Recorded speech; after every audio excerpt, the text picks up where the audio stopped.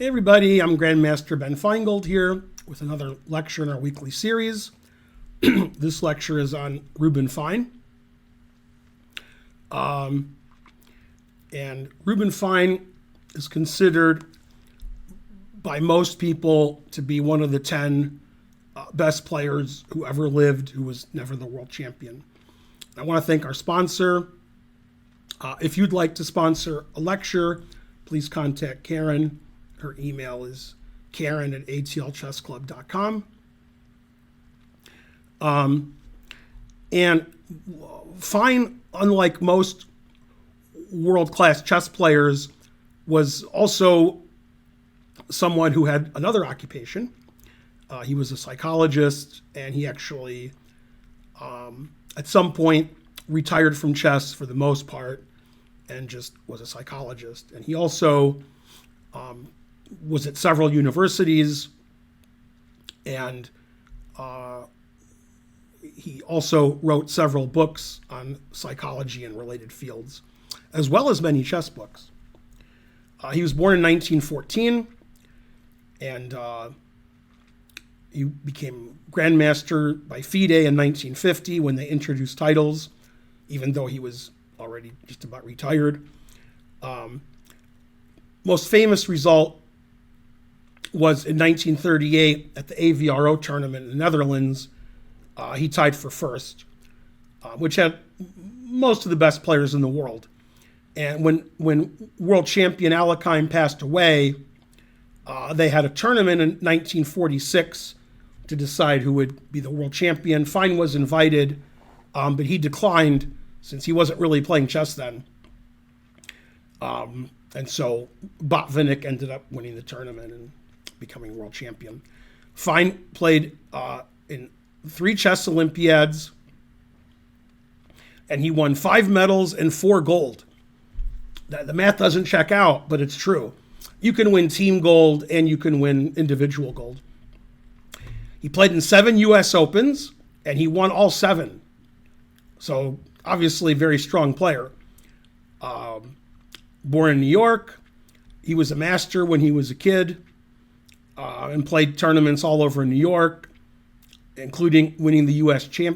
Open Championship at the age of 17. Unfortunately, he never won the U.S. Championship closed tournament, although he was close on many occasions. Then they have his Olympiad results, some other tournaments he won.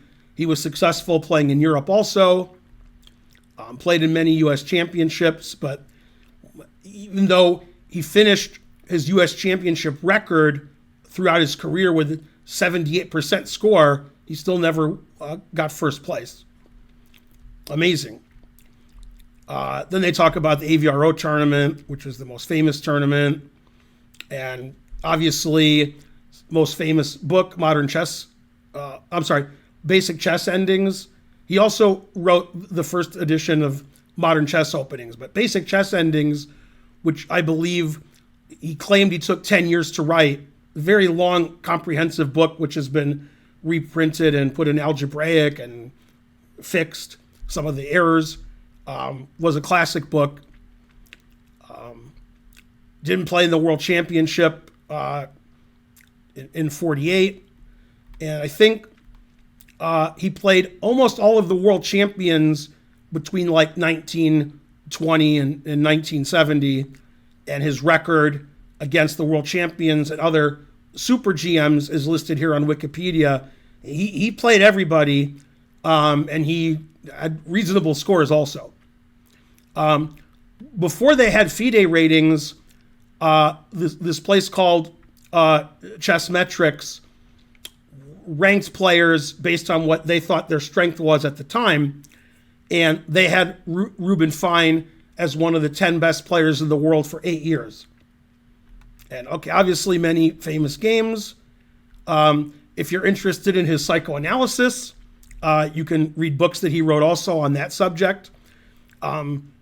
He was married 5 times, Votals, and has children from one of his marriages. And you can see here his list of chess books and his list of books on psychology and related fields. Many books on psychology also. So he was a pretty well-known psychologist and chess player. Somehow he did both, and the best part is, in one of his chess books, he was assisted by his son, Benjamin Fine. I could take like 3/4 credit for that book. Benjamin Fine, a fine name. Okay, let's have a look at the games, which are, that's why we're here. Reuben Fine had his best tournament in the Netherlands, AVRO 1938, which had a lot of former, current, and future world champions in attendance, as well as many of the other best players in the world. And picking out Fine's wins wasn't easy because he had so many wins against so many top players. So what I decided to do for this lecture in particular was I was going to find games where he beat world champions. Either they were former world champions, currently, or in the future. And since Fine beat a lot of people who became world champion or were, then easy to find games that I thought were excellent for this lecture. Okay, this is against Botvinnik. And Fine wrote in his notes that he used to play mainly d4 all the time. So he played e4 so that Botvinnik wouldn't be able to prepare for him. And however, Botvinnik almost always played the French defense, so Fine was able to prepare for Botvinnik. That's the Winnower variation. And in this position, he took on c5, Fine did, which is extremely rare move. The moves that grandmasters play here, a3 is played like 95% of the time. And you can also play bishop d2. Queen g4 might be a move, but I think a3 is like every game ever played. So now the players are on their own, and Fine didn't like to try to out-prepare his opponent. He just tried to get his opponent out of theory and try to outplay him from positions that weren't necessarily better, but interesting. Okay, Botvinnik played knight e7, knight f3, knight c6. They're just developing their pieces. Bishop d3. And finally, Botvinnik decided he had enough, and he played d4.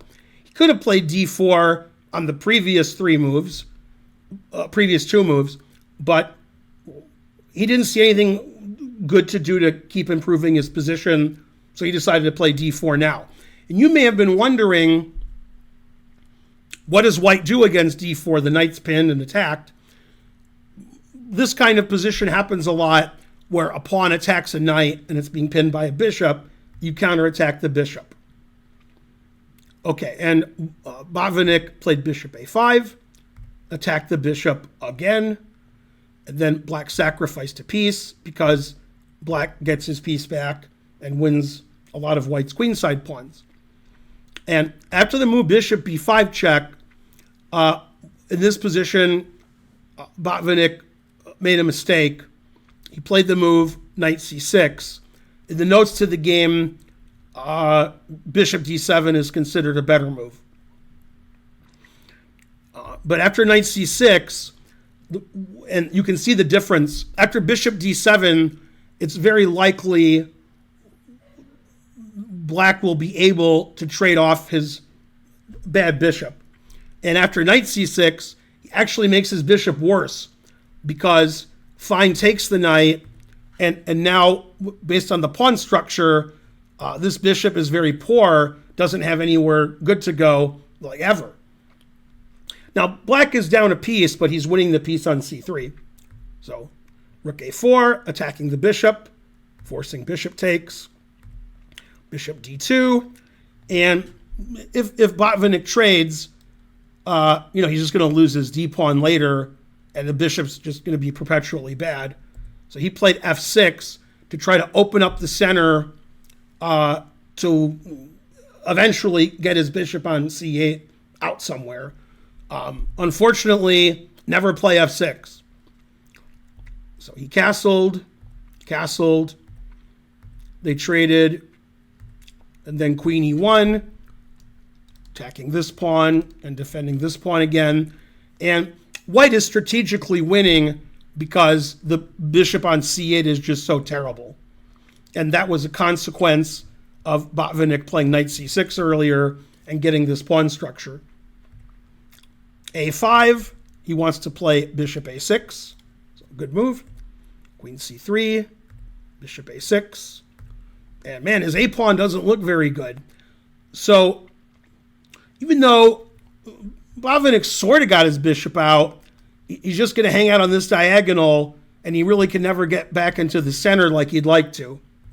Bishop b5, rook d4. He didn't see any reason to take this pawn. He wanted to activate his rook in the center. Rook d6. And black still has the weak a pawn, and all of black's other pawns are weak. And the bishop is not stable on b5 because white can play c4 pretty soon and kick the bishop away. a4, queen e3, rook a7, knight d2. He wants to play c4. And he does. Bishop moves, takes on f6. Now e6 is attacked. Now the rook is attacked on a1. So rook takes a3. White is a pawn to the good. The bishop is pinned. These two are isolated weak pawns. My knight has the excellent e4 square. So white is just completely winning. h3 getting luffed. And black's just not resigning because his bishop is so bad on a4. Queen g3 is an excellent move. White wants to defend his knight, play rook d7, threatening mate. And also the final move of the game is one of the reasons he played queen g3. That was the final move of the game. He wants to play rook f3, which is just crushing because the rook comes to f7, the rook comes to d7. c6 pawn is hanging. Bishop is still terrible. So in this position, Botvinnik resigned. There's really no defense to rook d7 or rook f3 to f7. So Botvinnik just got completely strategically outplayed that game, which is not a sentence I say a lot, that Botvinnik is getting outplayed strategically. But yeah, his minor piece was always worse. His pawn structure was worse. And here his king is unsafe because of f6 opening up his king. Okay, next game is from the same tournament. This is Reuben Fine versus Alekhine. That sort of rhymes. I guess in 38, Alekhine was the reigning world champion. Although I don't know, Irva was world champion for a while. And again, Fine has the white pieces, plays e4 again. They play a normal Ruy Lopez, and Alekhine plays something that was popular, 90, 100 years ago, not as popular now. He plays d6 and bishop d7, the old Steinitz variation, and then g6. So not popular at GM levels today, but it's still not that bad. And, just developing their pieces and not doing very much. Fine likes chess where his opponent doesn't have a lot of counterplay, so he likes to trade things and get slight advantages. Knight takes, takes, f4. So since black's king is on e8, Fine wants to open the f-file and start an attack before Alekhine can get castled. Bishop takes. And now he played queen d7, and he probably thought Fine would move his queen away, but now the queen on d7 defends f7, which will make it easier for black later. But actually, Fine traded queens and took on e5, threatening the f7 pawn. So the question is, can black defend f7 sufficiently, develop his pieces, and win the e5 pawn back, or is black's king going to be too exposed? Played king e6, defending his f pawn. Bishop f4. So now if we try to win our pawn back right away, I can still get in rook takes f7, and white's a pawn ahead, and white's rook is on the 7th rank. So he played rook f8, because now he can play bishop takes e5, and his rook is defending f7. Knight d2, gets his pawn back. Knight b3, Fine is threatening knight c5 check, winning the b7 pawn. So they trade. b6, stopping knight c5 check. a4, white wants to play a5. This is an excellent positional move. Once white plays a5, black's queenside pawns are going to be in trouble. And black's not really developed to prevent white from opening up the queenside. King e5, that's a funny move. g3. And now he plays knight d2. The knight's going to come in and hopefully force the king away from this knight. So knight h5. And finally he gets a5 in. Plays rook a8. He doesn't want to play... Well, he doesn't want white to take and play rook takes a6. He doesn't want to take, and then pawn can't be defended, and the knight's weak on h5. Knight's coming to c4, or d4, or c5. And he doesn't want to play b5 because of knight b3, with once again this threat of knight c5 check. So he decides to play rook a8, and that way his other rook can get into the game somehow, and Alekhine defends his a6 pawn. Rook f1, attacking f7. Rook d8. Now you can't take on f7 because I take on d2. So knight f3, threatening knight g5 check. Now in this position, black played what I thought was strange, king e7, because I was wondering why didn't he play something like h6, stopping knight g5 check, but then knight d4 check wins the pawn on f7.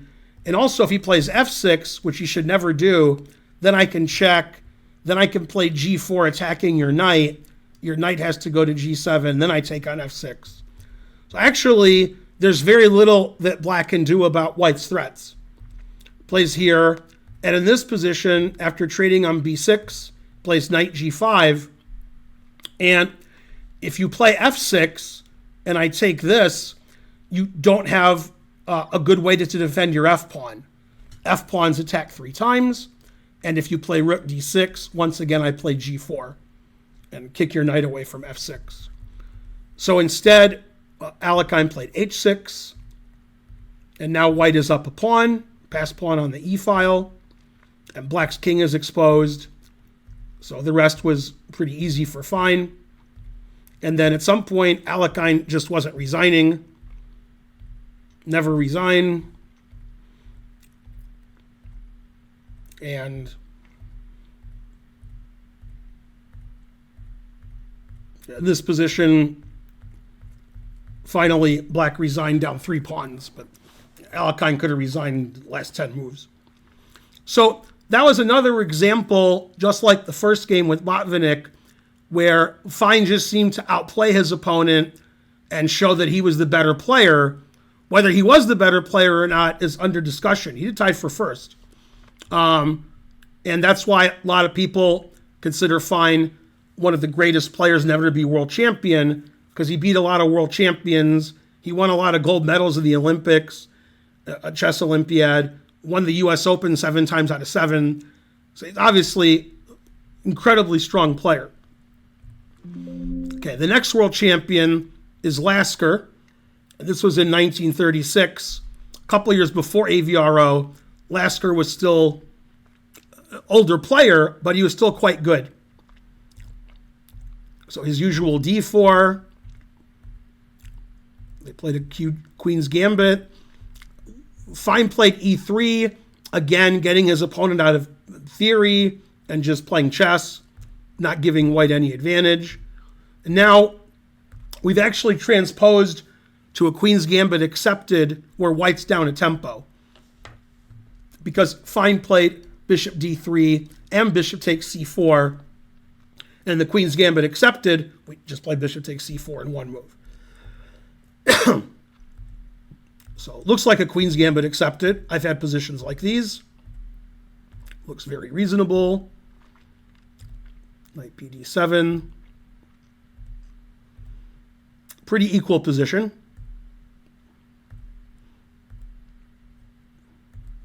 Okay, in this position, Lasker played knight h5, which I think is very reasonable. Knight wants to go to f4, so fine traded. And in this position, White played rook c1, and nobody understands why here or in the future Lasker did not play knight f4. I mean, play knight h5, play knight f4. And the position's about equal. And instead, Lasker trapped his knight on h5, strange move, and he'd like to play knight f4 now, and Fine said, no, you had your chance. Now you don't get to play knight f4, play g3, and now your knight on h5 is trapped. So, very strange decision by Lasker to play knight f6 instead of knight f4.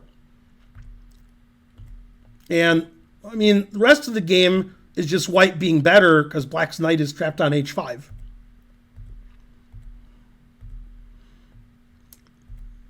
So Lasker tries to trade everything off, get into a drawn endgame, and Fine says, well, I'm winning that endgame because I'm going to play knight c6 and win all your pawns, and your knight's on h5 and can't move.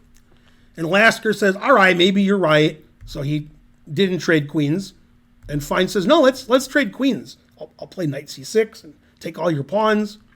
And he says, no, let's not trade queens. Okay, then queen c8 check. Knight c6, attacking the queen on a7. Queen c5, pinning the knight to the queen. And e5 check. So this is the whole point in this position. Fine plays check. Then he plays knight e5, which unleashes the possible e5 check. And then he plays it. And now he wins a piece. And Black doesn't really have any perpetual chances or any other chances. But he plays on. Queen b7, threatening f7 check. King g8. Bishop e2. Knight e5, threatening f7. And White's up a piece for a pawn. So Lasker resigned. So that's another example of Fine, like, just sort of easily beating a former world champion. Just like, that's no problem.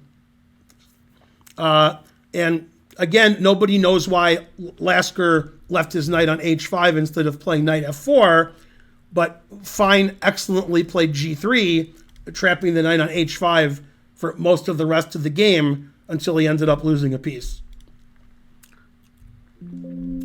Okay, and last but not least, and if you have the book or you've read the book or you've seen it, My 60 Memorable Games by Bobby Fischer, that was a book that I read a lot when I was a kid. That was one of my favorite books. And there's a game in there where Fischer beats Reuben Fine.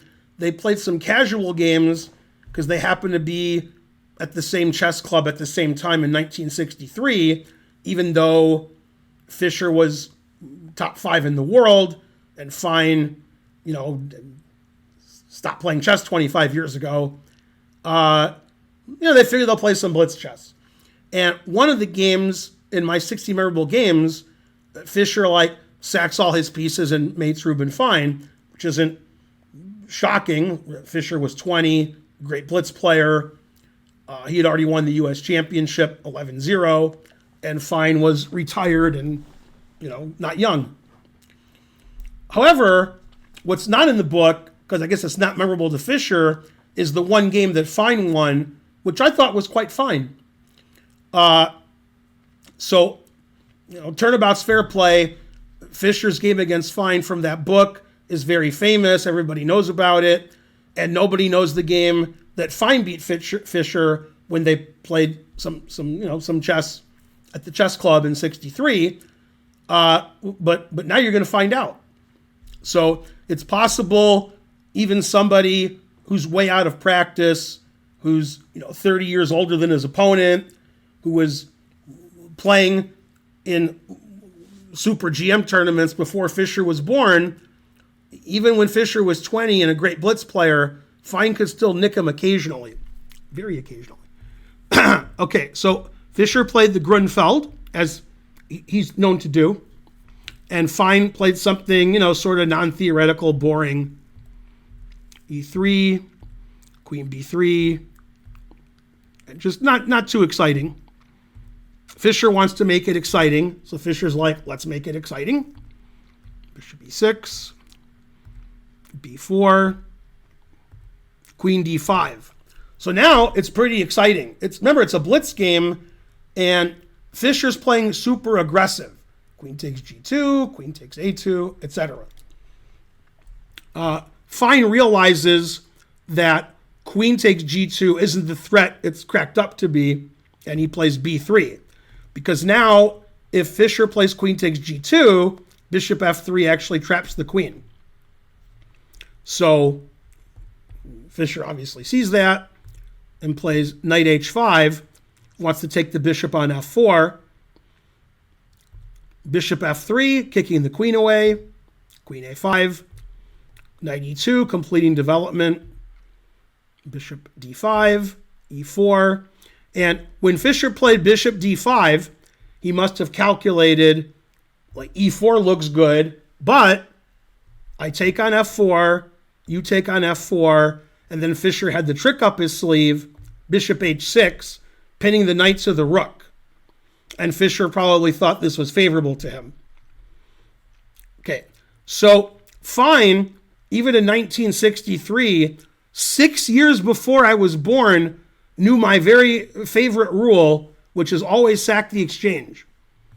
So even before I was born, Fine was sacking the exchange as recommended by me. I mean, you have to admit, he's got half my name. So he took the bishop, and here, instead of moving his rook away from C1, he just took on C6. Takes on C1, queen takes. And here, White has tremendous compensation for the exchange. White has this monster pawn on C6. And Black's bishop is gone from G7, that nice Grunfeld bishop. Okay, Fischer played Knight A6. Fine castled. Fischer blocked the C-pawn. Rook went to the open file, attacking E7. And they just played chess. And even though Black is up in exchange, this pawn's a monster. I can start an attack against the king, and there's no pieces near the Black king. So White has excellent chances. Knight D5 gives him an isolated D-pawn. H4, here comes the attack. H5. Fischer wants to win that C-pawn.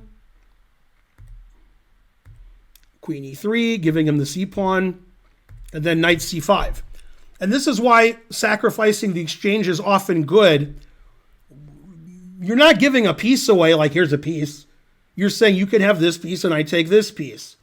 And when you learn chess, you learn that a rook is better than a knight. However, when you're grandmaster, world-class player, you evaluate your pieces based on the position. And this knight is just as good as this rook, if not better. And my other pieces are better, and I have an attack against your king. So I actually like White here. Fischer played Queen G4. H6. Fine wants to get his queen in here somehow. Rook C6. Again, not a fan of this rook on F8. Rook takes D5. Rook F6. Knight D7, forking the rooks. Rook E6, attacking the queen. And Rook E5. So there's a lot of tactics in this position, which I'm sure the players saw. For example, if Fischer plays the obvious Rook D8, then Fine plays Knight F6 check and wins the game immediately, threatening the king and the queen. And if you take the knight, then this ends in checkmate. So we don't want to allow knight takes rook. If the rook moves anywhere, like here, then knight f6 check wins as before. And if you play rook e8, then this check wins. Same fork, same idea. So what I'm telling you is you can't move the rook. Well, if you don't move the rook and I take it, I'm a pawn up, past d pawn, and your king is no good. So, I mean, white would be winning if white could just play knight takes rook. So Fischer played queen d1 check, and then he played rook takes rook on e5. Now, if he plays queen h5 check with this idea, then we trade everything. I take on f8, and white wins the king and pawn endgame because white has that. Black has nothing. So white easily wins the king and pawn ending. So you can't play queen h5 check. So he played rook takes e5, queen takes e5, and again, queen h5 check.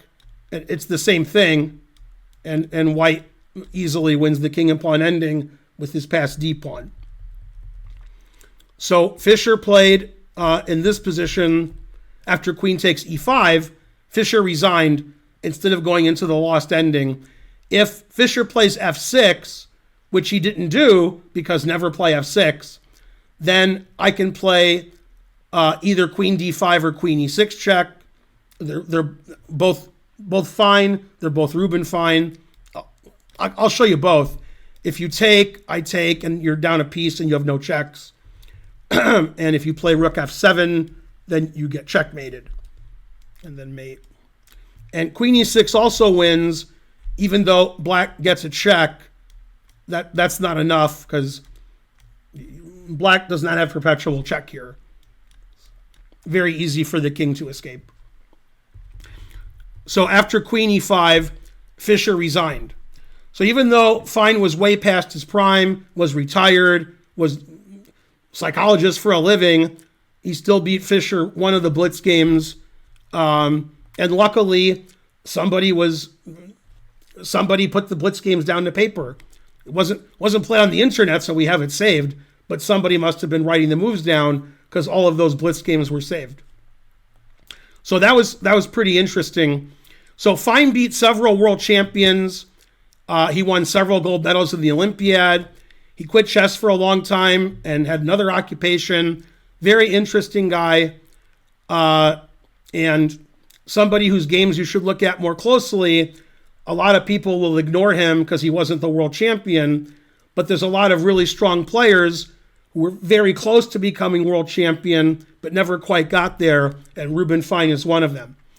I'm Grandmaster Ben Finegold. Thanks again to our sponsor. If you'd like to sponsor a stream, please contact my wife, Karen. Her email is karen@atlchessclub.com. Please like and subscribe and leave a comment. And I'll see you guys next time with more weekly lectures. Bye, everybody.